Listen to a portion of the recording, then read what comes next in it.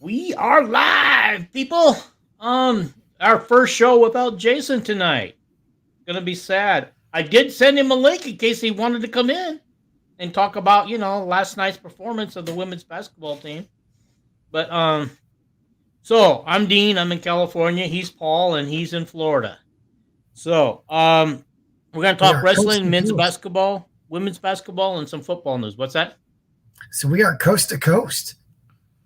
Yeah, we got the coast to coast covered. Yeah. And our weather's starting to warm up finally here. I just stepped outside a minute ago. Felt nice. Gosh. For 5 o'clock, getting ready for the sun to go down, and it felt good. Like 60 degrees today. It's gonna be That's about 60 where all we were week at and today. get and about 70 toward the middle of next week. This is gonna be Mm. fun. Anybody that might be in the Midwest and watching this is not going to want to hear us talking about how mean our weather is. Yeah. What did my buddy put on Facebook over this past week? They'd had 2 feet of snow and of course blizzard conditions and Yeah. below zero temperatures. I mean, that is When the crazy. when the NFL is moving playoff games, because of winter weather, it's serious. Who did they move? Well, that the Steelers Bills game is tomorrow at 1:30 your time now Oh, okay. and 4:30 Eastern. And then what was the other game they moved? Well, I guess there's a Monday night game, and I can't think of who it is. Oh, yeah. Might be Tampa Bay and somebody. Tampa Bay and All right. Yeah. I haven't kept track because a lot of these teams that are playing this weekend, I'm not really into them. I mean, with the Lions, yeah, I'd be okay watching the Lions a little bit because of our two Iowa guys on there. But right. honestly, my team ain't playing until next week, and that's the 49ers. And that's when all the good teams are playing. I think the Lions have 3 Iowa guys, if I'm not mistaken. They got a third? Okay, I must have missed that. Uh, uh, they have a defensive end, maybe. Plus Hawkinson, or Laporta Campbell, and Laporta Campbell. and Campbell for sure. Yeah. Okay. Yeah. And they were saying that the other day on somebody's podcast that the Broncos for like 6 or 7 straight years have been drafting a Hawkeye. Yeah. I did not know that. Ever since they got Noah Fant, of course he's not there anymore. Well, I think it started with OJ Mudia. Oh, before that? Yeah, I think it was OJ Mudia, Fant, Moss. Who else have they drafted from Iowa? This might be going back a ways, but I think like Casey Kreider, a long snapper.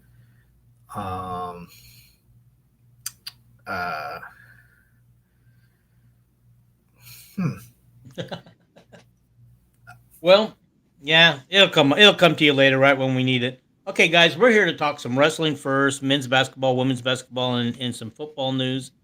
As you guys know, Iowa wrestling they were on TV the other night and they wrestled Nebraska. I thought it would be a close match. I really thought it would turn on one of the. I really seriously thought when I looked at the thing, I really thought it would turn on. The unranked people. I thought it would turn the match depending on who won those, and we had an upset.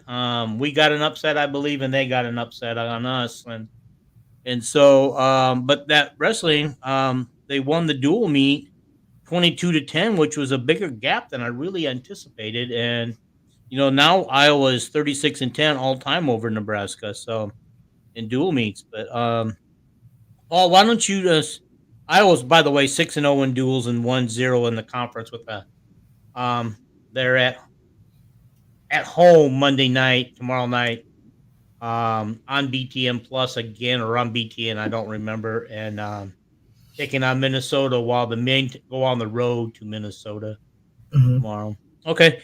Paul, tell me, let's just start with Drake Ayala. What do you think about his match? You remember much about it? Yeah. So, I mean, Drake came out, he got us a win. It was good to have him back in the lineup, right?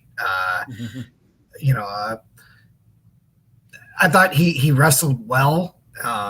It was one of those matches. I believe that was one of the kind of toss up matches by the mat rankings. So he's going to be important for Iowa if we're going to compete for postseason, standings. Honors. Yeah. Okay. Yeah. Now Brody Teskey, he's ranked number 7, lost to number 30 Jacob Van D, 10-4. Basically, he got hammered. Yeah.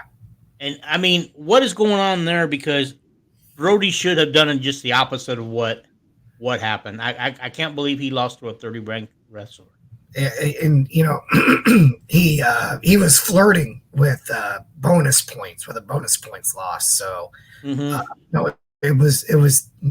things did.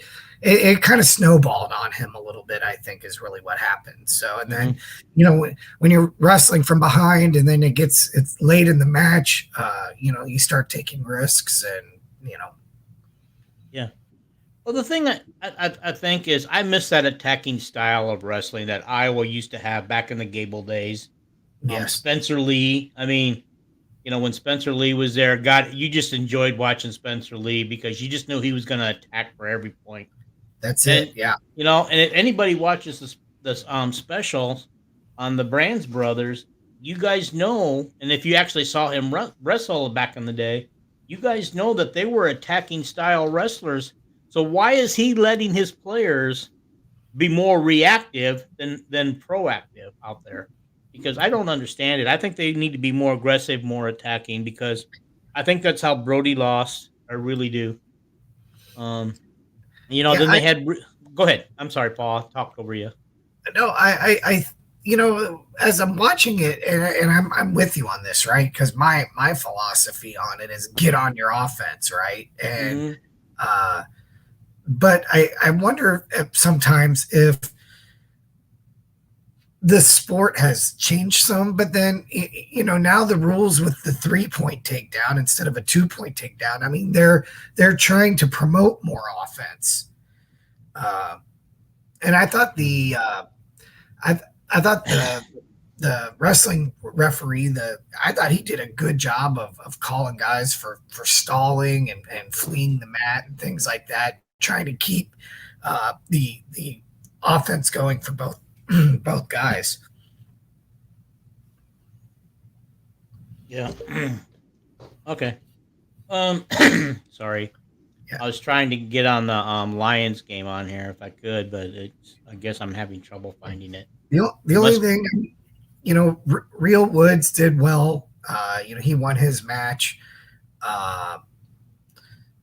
The only other disappointing thing was I thought we were going to get to see Ben Keeter, but we didn't. But we won at heavyweight anyway. So Yeah, they did. They were saying on one of the podcasts I listened to this morning while I was waiting for my wife to get done teaching in church, that we might have seen Keeter had we been trailing in the match or something, but it was like they didn't need him and they still have to make a decision if they're going to redshirt him or actually use him the second half of the season. And I was so excited hoping to see him. And I thought with the match wrapped up, I thought that's when we would see him. I thought this match is wrapped up before he even takes. So Tom has nothing to lose by throwing him out there. But it's Tom's team. He does what he. Oh, excuse me. I want. But, I'm always glad that you tune in and leave comments. But dude, you've got to make them to where we can include you in the show, bro. Like we can't. We Dean can't put your comments up. He knows that. He and I have talked about it personally before. He knows that. He's just trying to get your goat first. I think he got it. No, I mean, I he's not wrong on anything. It's just, I'd love to be able to talk about these things openly and freely. So yeah. I don't even want to tell you what my wife and I talked about last night while watching the game. You don't want to hear it. Oh my. Huh? Mm-hmm. Yeah. Okay. Anyway, going back to Real Woods, he beat a really good wrestler in Brock Hardy, but Yes. they say that he was 2-0 against him last year. But the other announcer pointed out that besides the two, the Big Ten and in the Big Tens, and then the dual meet, they also met in the NCAA's. But why? He said he almost wasn't counting that. But he's actually 3-0 over Brock Hardy from last year, and he's 1-0 this year. So in my book, he's 3-0 or 4-0 against this guy. Well, I think it had something to do with, I guess maybe he broke a rib or something in that last match, and so Yeah. I knew that they talked about that, but it was still considered a victory, So, but anyway, okay, all right. Number 12, Caleb Ratchin, or how do they say it? Falls to Ridge Lovett. He's like number one wrestler, I believe. He's a number one rank, and he lost only 6-0, and people are saying that he held his own against him at 6-0. Yeah. Okay. And Jared Frankie, I didn't put down what number he's ranked. But he's ranked number 2, and he beat number 3 Peyton Robb in a 5-4 match, which I believe Frankie pulled it out at the end, if I'm not mistaken. Is that correct? I can't remember. I believe so. Yeah, I think it was a waning moments kind of thing. Yeah, but 5-4. So I guess you would expect a 2 versus 3 match to kind of go like that. Absolutely, yeah. Yeah. Okay.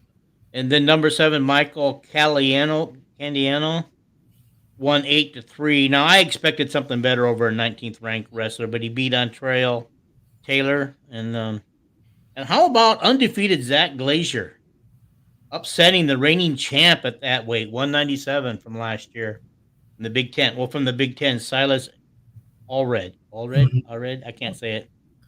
19-10 win. He just basically hammered that dude. Yeah. And so, so he's now 14-0. Is any other wrestler besides Real Woods on the team undefeated? Not that I can think of, no. Yeah, I'm pretty sure Real Woods wouldn't be number 1 if he wasn't undefeated, but that's okay. Right. And Patrick Kennedy makes his return to the mat and defeats number 30 Bubba Wilson 9-5. And Patrick came in unranked, unfortunately. But he'll get his rankings back from last year. Absolutely. He was a good wrestler last year. I believe he's an All-American from last year. Sounds right. Yeah, and it's good to see him back. I believe he was part of the gambling thing. Is he the only one that we getting back from the gambling situation? As far as I know, with the other ones is what Brands and. Yeah, there's a couple more, but I can't think of what their names are now. Obviously, they're not on here, so okay. Aiden Riggins loses to number 3 Lenny Pinto 18-5. So he basically got majored. Yeah, and that's fine. You would expect that from Riggins losing that match, And then they wrapped up with Bradley Hill winning over Nash Hutchmaker 4-1. Yeah. Which, why is it always the heavyweight matches are the low scoring ones? Is it because they can't move and attack like they need to? I have no idea. I think those matches, those guys tend to. I don't know. Hey, South Bend, I'm saving some room at the end of this podcast for that. If you can hang on. I kind of got an order to go in here, and so we'll get there. So do you think Iowa wrestling, from what you've seen so far, are we the number 2 team, or can we challenge Penn State at nationals or for the Big Ten title, or should we be lower? I think we probably can be the number 2 team in the country. But I think there's a huge gap between us and Penn State. I mean, it is okay.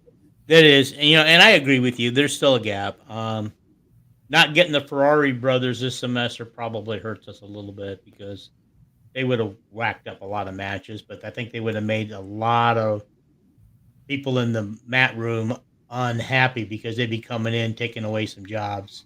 That too. Some spots, yeah. Okay. So let's just get right into the men's. Let's go to the men's. Keep this flowing a little bit. Okay. This game surprised me. I honestly thought we were going to lose this game. I'll be right up front.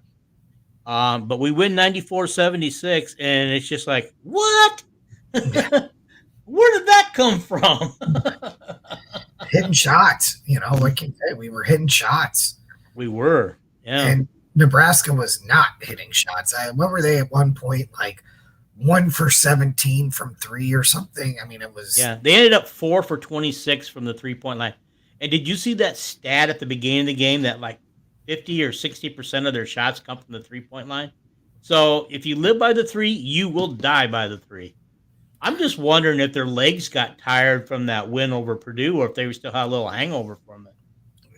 Probably both, right? I mean, yeah. Mm-hmm. And, I think it's hard to get your head right. You knock off Purdue and then you turn around and you play a struggling Iowa team, struggling in the sense, they're I don't want to talk down on our guys, but they can be tough to watch. Yeah, he South Bend says PMAC showed a lot. I thought so too. A lot of people are down on PMAC, and maybe rightfully so. I don't know, but he contributed a lot, and he played hard last night. Yeah, he had 12 points and 5 rebounds. I didn't get his assist numbers, but I don't know if he has had any assists or not. But you know what? Think of the play of Owen Freeman. Is this guy a star in the making or what? Definitely. 22 points last night, 11 for 13 on his shooting. And I thought, okay, and 6 dunks. Yeah. Every time I turn around, that guy was dunking the ball. and the thing is, for him, he's going to have to get a little stronger. But yeah, I mean, he's Is he our next Luka? Is he our next Luka?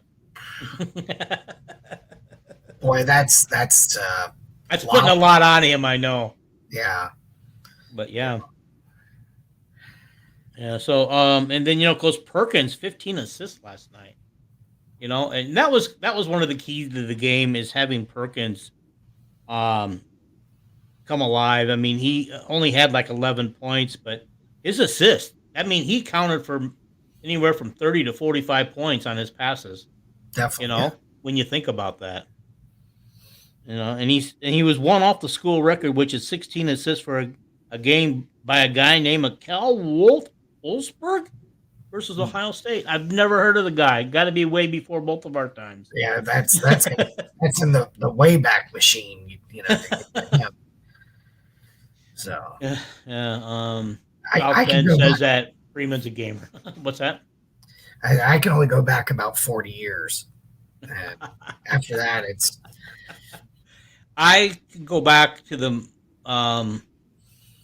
later 60s with Downtown Brown and Sky King and all those guys because I used to deliver the Des Moines Register and they always had the peach section. First thing I would do every morning before I would deliver was pull out somebody's peach section and read it. And that was always the headlines. Those guys. I mean, back in those days, I didn't even know you could listen to the game on the radio. They definitely weren't on TV. Right. Oh, Kelvin has said that. Wait a minute, I missed it. It must have moved up on me. He's a gamer. There we go. Okay. Wolfsburg was Lute's son-in-law. Okay, cool. Didn't realize that. Thank you. Calvin's always good for that kind of stuff. He knows all that stuff. That's awesome. Yeah, he does.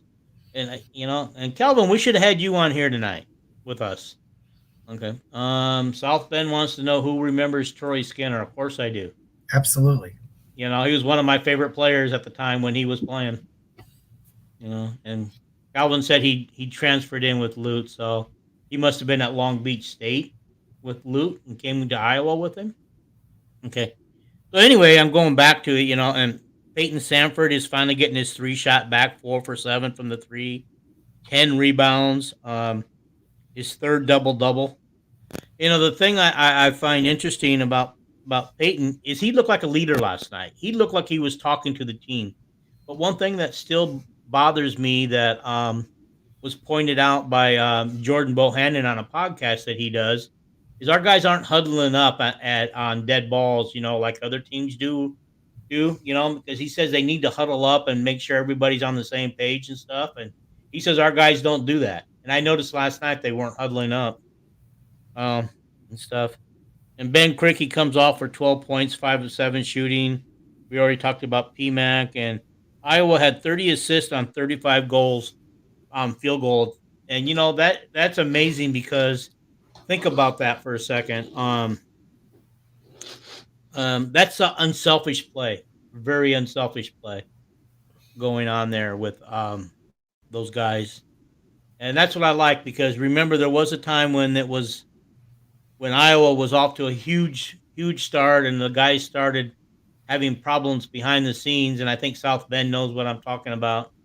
And then we lost like 6 or 7 of our last 8 games, and but it turned out that the guys were kind of feuding with each other over some stuff, and so anyway, so Iowa had their biggest lead at 21 points last night. But here's the thing: that's the stat that stuck out to me last night was Dante Bowen only played 2 minutes and 43 seconds, no points on one attempt, and nothing, no assists, no rebounds, no nothing.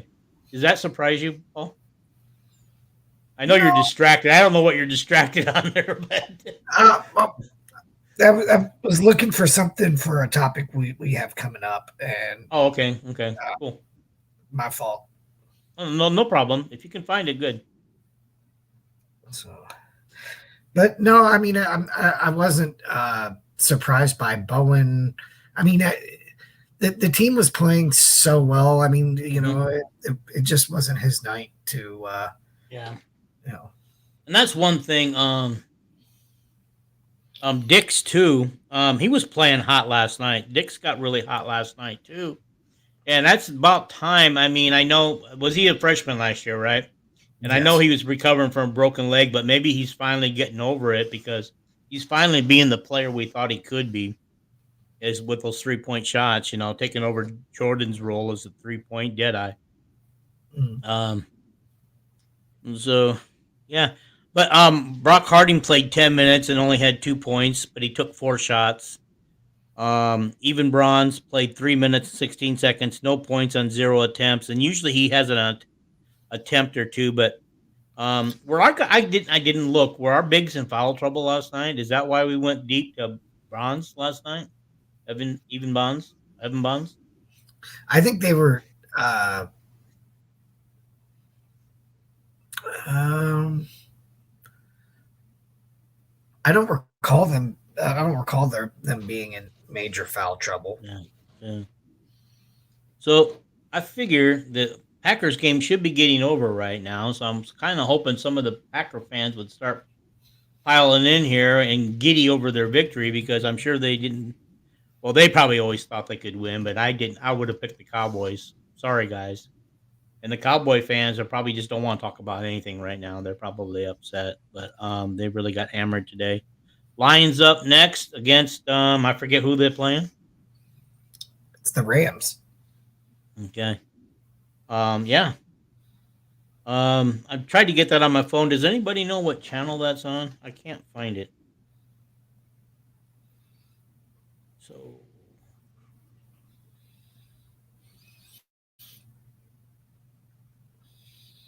all right, we'll just do that. See if that comes up anything. So okay, so I'll just keep going. We're going to the women's game right now.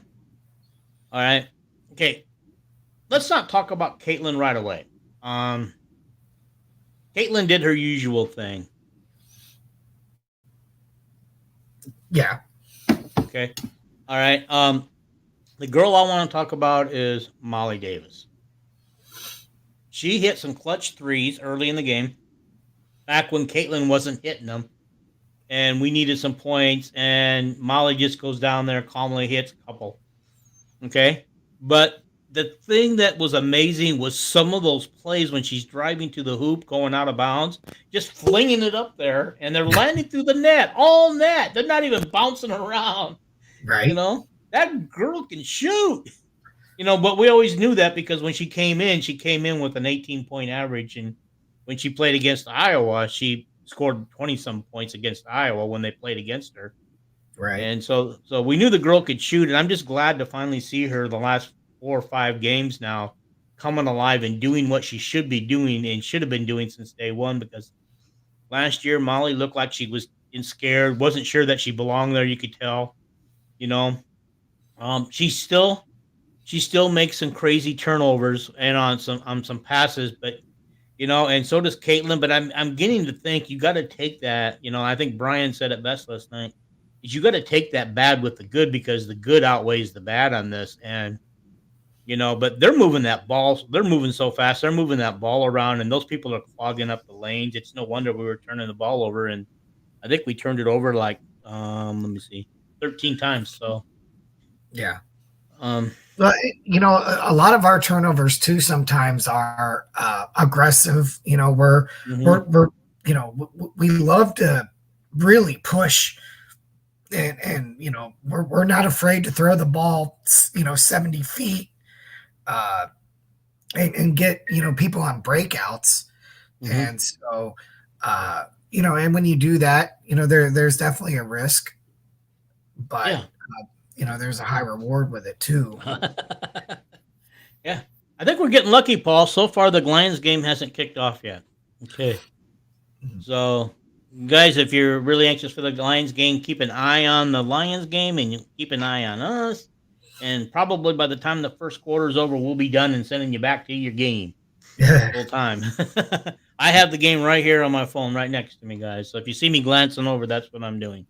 Yeah. What I Okay. was Go looking ahead. for but was unable to find, I was hoping I could see the overnight ratings for Iowa, Indiana versus the NFL playoff game that was the Dolphins Chiefs on Peacock.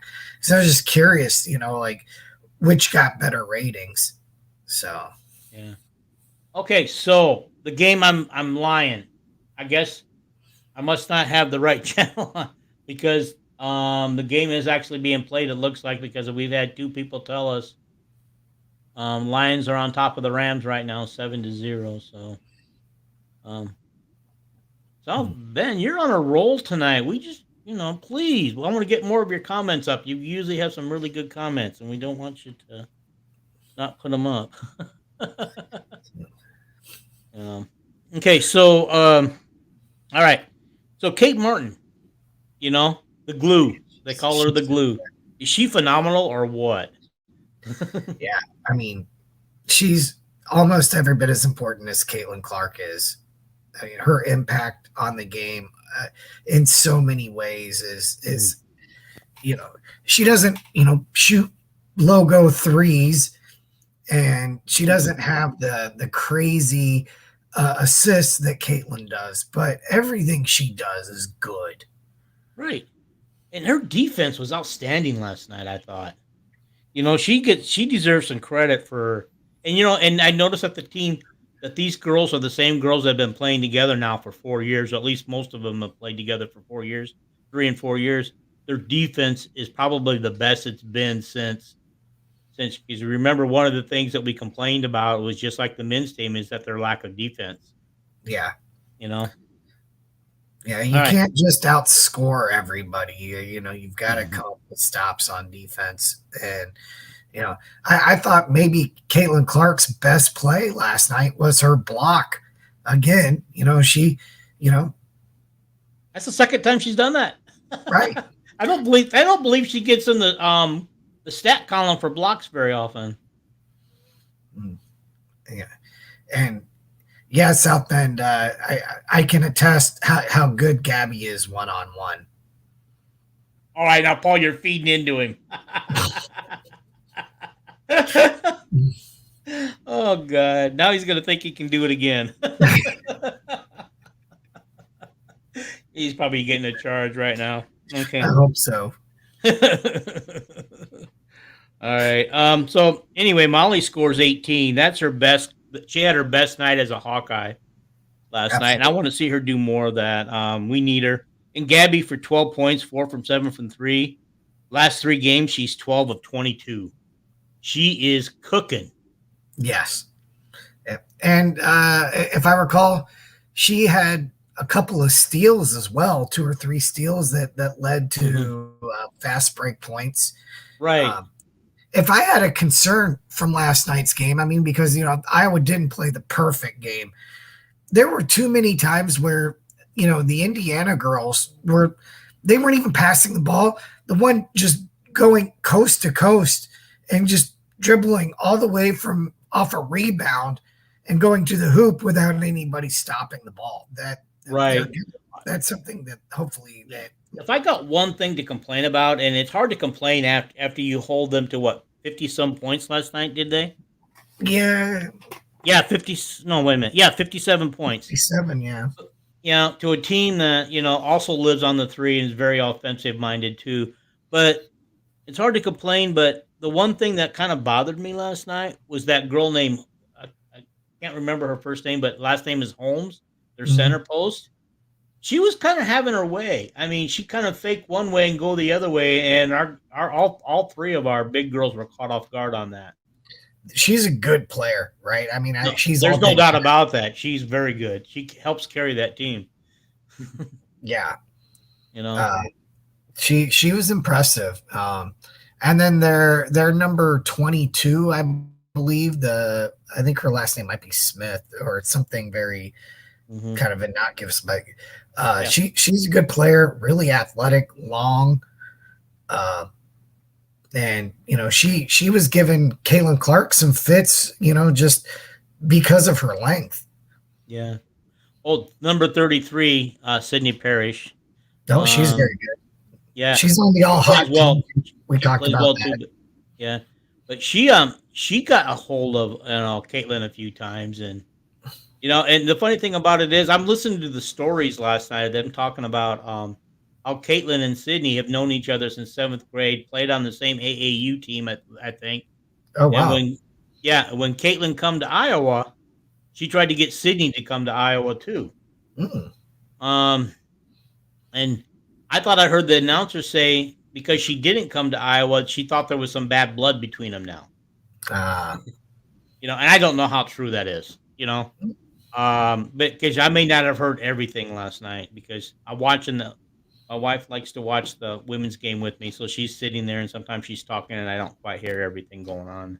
Yeah, it's a funny thing when you've got somebody like Caitlin Clark, you might think, well, everybody would want to go play with her, but I mean, she just sucks all of the oxygen out of the room. You know what I mean? And, if you're an A player, you're going to be still going to be second fiddle to A plus Caitlin Clark, right? So I mean, right. And the other thing too, but it just showed. I think Jason said it on one of his posts last night that this game here shows that Iowa's not a one-trick pony.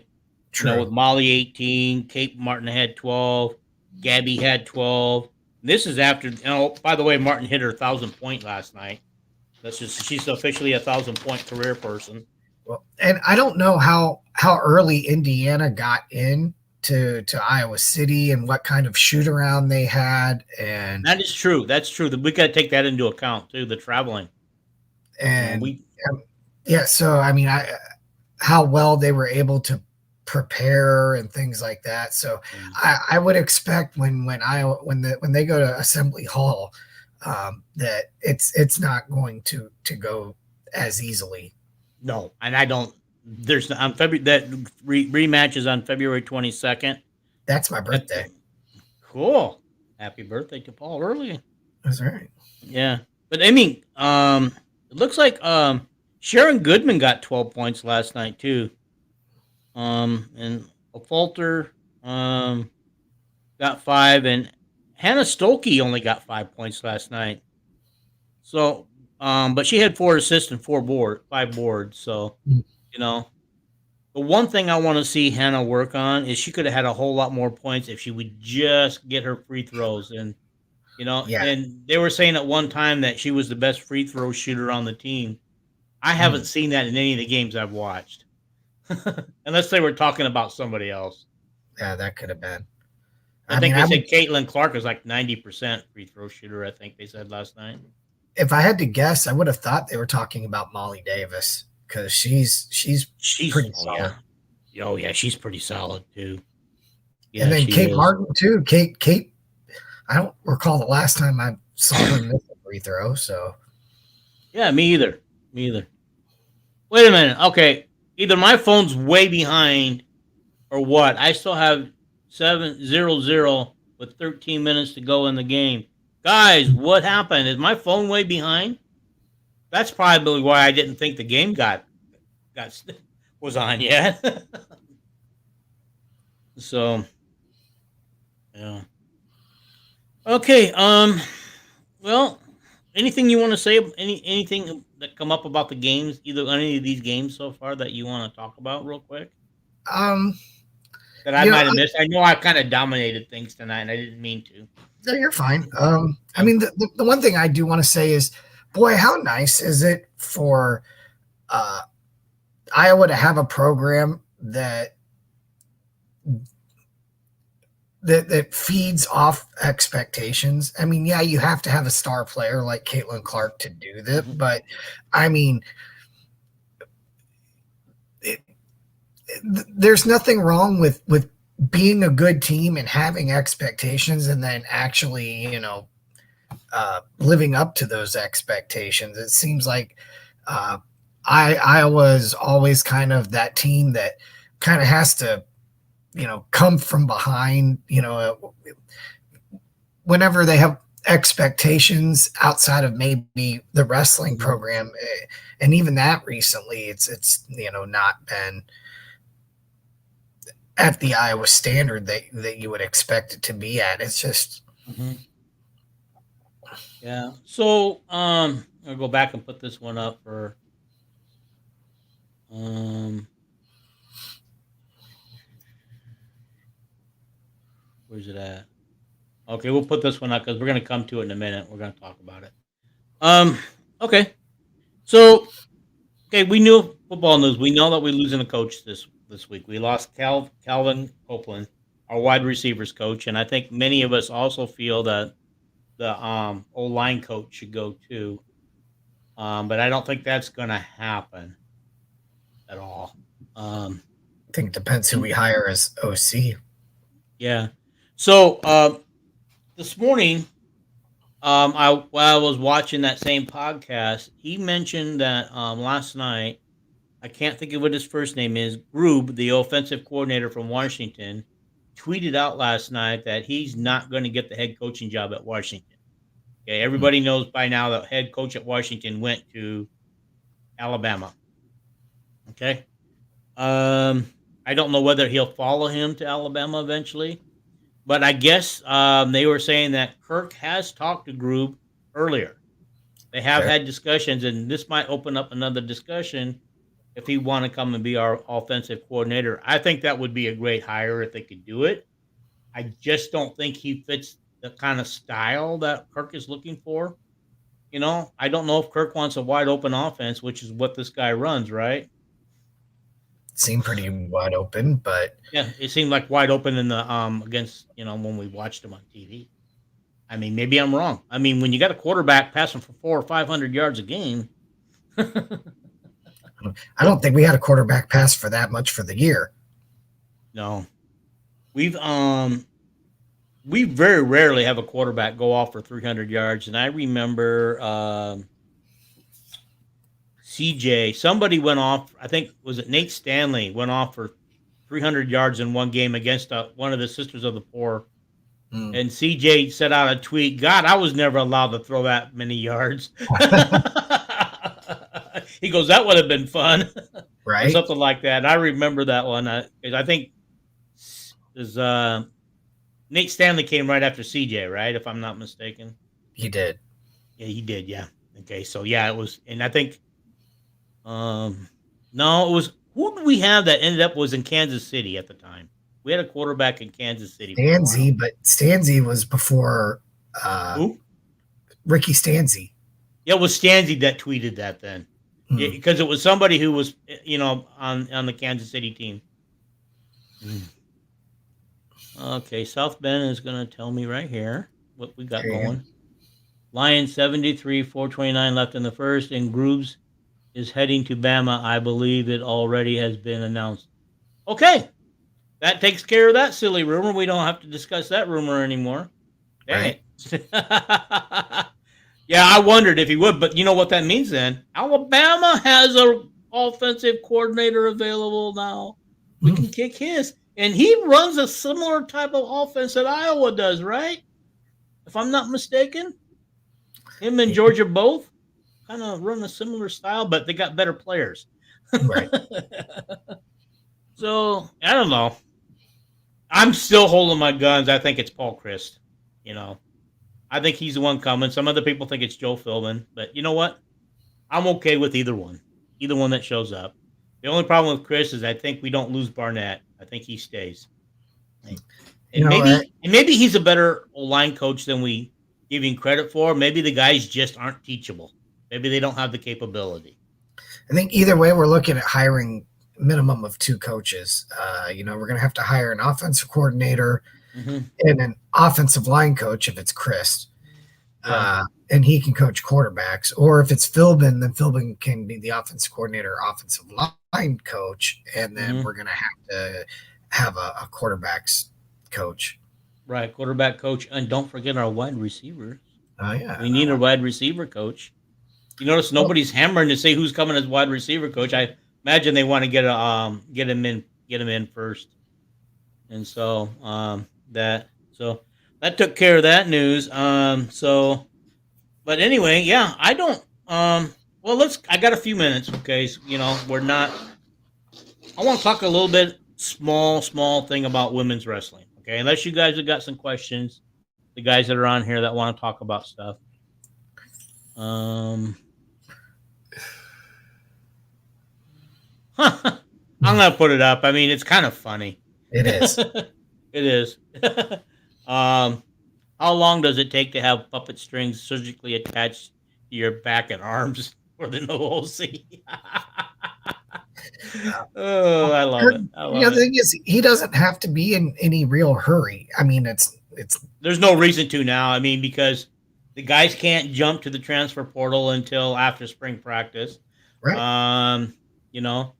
And honestly, Kirk might, by waiting to get an OC, he might have made the best move because of all the changes going on right now in college football. The people moving around and people that are now becoming available that probably didn't have a realistic shot at before. And the NFL. I mean, people are talking about Pete Carroll and Belichick coming to Iowa. Now, wouldn't that be that's so unrealistic, but he and Belly are buddies. He and Belly are buddies. I know they are. So I couldn't imagine that scenario, but I know that we're all anxious for our new OC, but honestly, I think Kirk knows what he's doing, and he kind of waited till after the NFL season and all the playoffs are over. I think he wants to see who's out there, who's available. There may be somebody out there that we've never talked about that's just going to surprise the crap out of us. I remember when all the rumors were flying around when we were hiring a basketball coach and nobody had McCaffrey on their wish list. Right. They were flying around all these hot names, and it's every time something opens up at Iowa, they're always looking for the hottest name available right now. And Iowa's never going to get that flashy player, but who knows with our new AD, which I hear is not going to be Beth Getz. Okay. We might get a flashy hire. We might have somebody that comes in here and he wants flash and dash. Who knows? Because with Barta, he was as conservative as Kirk. That's why they got along so well. And Kirk, probably, told Barta what to do. Yeah, I think I'm sure Barta, for the most part, just tried to stay out of the way. So It's like Kirk says, "Get out of my office. Get out of my office." I can just see him saying that. By the way, for anyone watching, I am pandering to get a box of the Caitlin Clark cereal. So if anybody has any connections to getting a box of that, I would. You can keep the cereal. I just want the box. I want a box too. I've tried. I had a couple of different feelers out there, and all of my feelers didn't come up with anything. However, one of my feelers was my grandson, and let me tell you a story. He rents a room from a Hy-Vee manager. Oh. He didn't think to call the Hy-Vee manager for one until after he went to 3 Hy-Vee stores and found nothing. And honestly, if had I known that, I would have told him to have him. I would have said the first day I told him about it, I said, have him pull one back for me and give it to you. Right. Sell it. You obviously sell it to you. We're not asking for it for free. Mm-hmm. But if you go on eBay, there's all kinds of them. There was one I was willing to spend $15. The starting bid was $15, and nobody had bid on it yet. So I thought, okay, he wants $15. I'm going to give him $15. So I put my bid at $15. But now it's up to $20.50. Wow. Right now. And there's like 3 or 4 more days left on the bid, and nobody's bid on it since the first day. Those were all the bids on the first day that they put that up.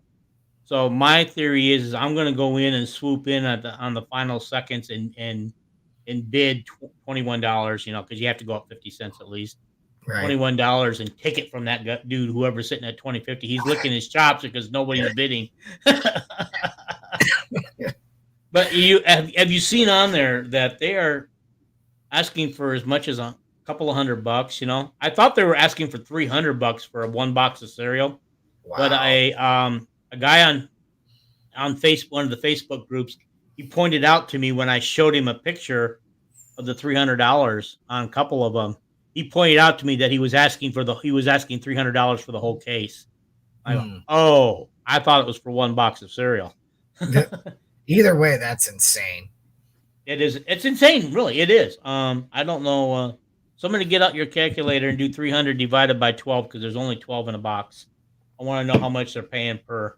But I'll pay up to the $21. That is nuts. I guess I know who's eBay auction. I'm going to win box 2 for double.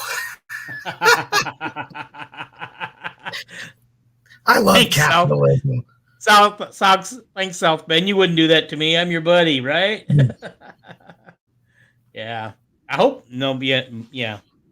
That's okay. I'm going to get on there as the seconds are counting down on it, dude. 14-3. Oh, I think we're running out of topics here anyway. Yeah, we are.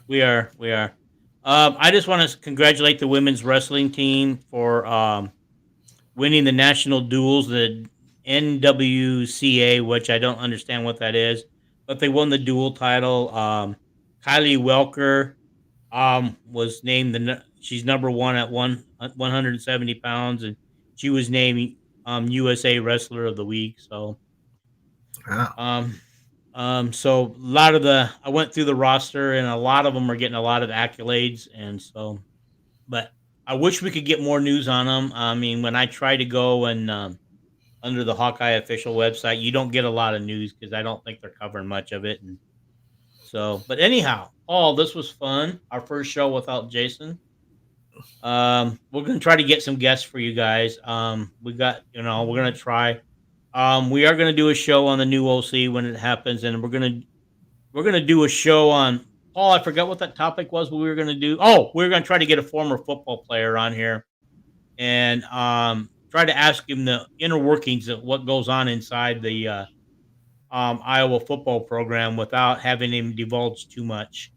And so I think that would be fun. I know a couple. I'm going to see if I can get them on here. Paul knows one or two. So we're going to try to get somebody for you, but that's going to be one of our off-season shows, guys. We got some things I'm planning for off-season because I want to keep this going at least once a week during the off-season. We want to keep the basketball stories going, wrestling going, and thank you, South Bend. We appreciate it. I'm going to leave that one up because that one is a good one. Got to take the dog on a walk at a -26 wind chill. I don't miss that one. No, not at all. All right, guys, we're going to get out of here. Thank you for watching. Thank you for commenting. And one other thing, please, subscribe, like, share, and leave a comment, because I will see those comments after the show, and I will come back in, and I promise you, as people can tell you, I've gone in and I've commented back on every show that we've had. And by the way, our Citrus Bowl show had nearly 200 views that we did together. The Citrus Bowl show I did had almost 400 views. The one I did by myself. So I was really shocked at how that went. So people are finding it. They are watching it later. That's awesome. Yeah. So we want to get there. We want to get our subscriptions up, guys. So help us out here. So we're going to end the show. Bye, Terry. We know you didn't watch this far because every time we say bye to you, you don't comment. Hey, happy Martin Prove Luther us wrong, King Terry. Day, everybody. Happy Martin Luther King Day to everybody. You know, go to a march or whatever. Go to a parade if you have the time, and celebrate. You know, one of the great Americans in Martin Luther King Jr. That is true. That is true. He's got a special day, and he did not deserve to die the way he died. Correct. Okay. We'll talk to you later, Paul. See ya. All right. Go Hawks, everybody. Go Hawks.